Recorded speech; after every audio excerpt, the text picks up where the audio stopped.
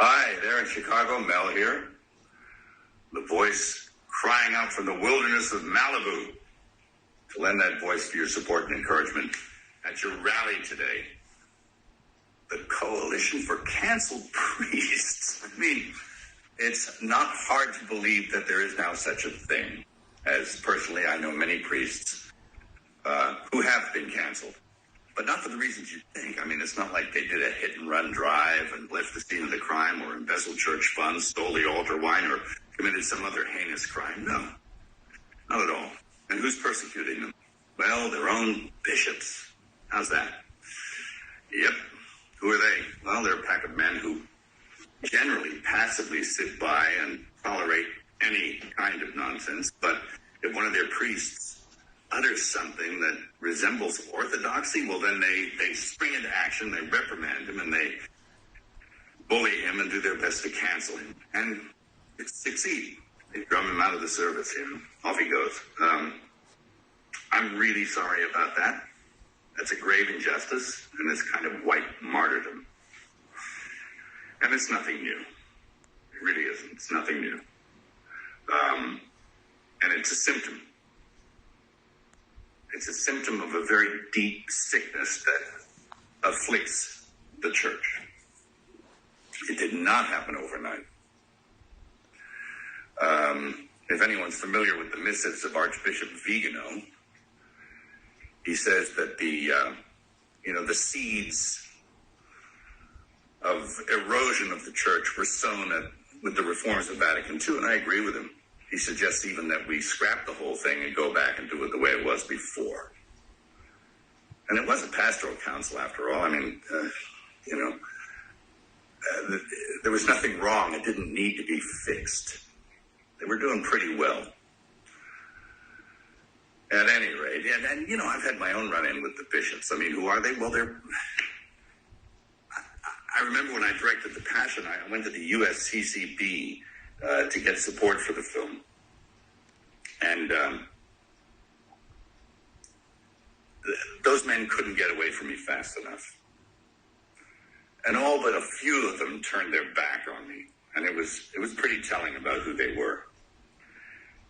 Pretty insipid bunch. And it doesn't look like anything's changed. Geez, I remember back in the 70s,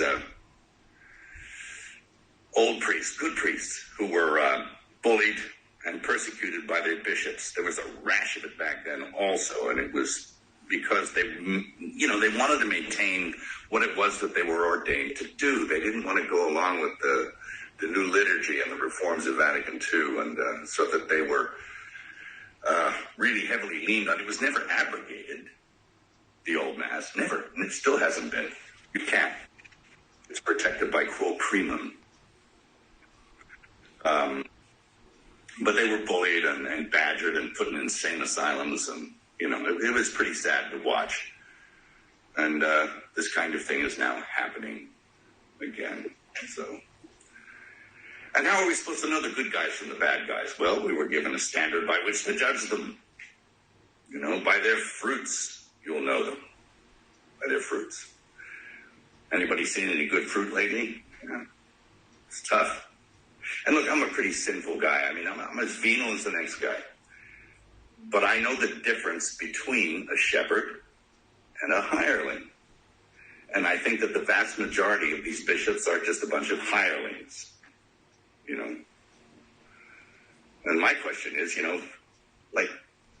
who's hiring them? I don't think it's Jesus. Is it Francis? Who's hiring Francis? Is it Pachamama? I mean, I think you need to look at the whole institution.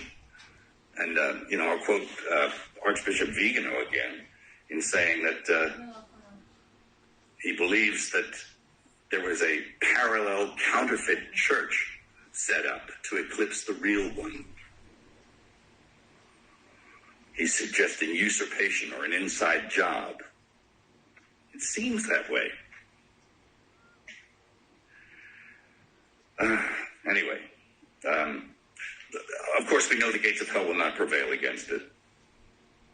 The victory is God's, not ours. And it will flourish if we keep it in our hearts. It can flourish in our hearts and keep the faith.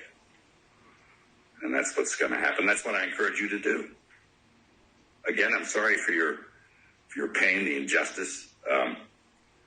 I'll definitely throw something in the hat to add my support. And God keep you and God bless you.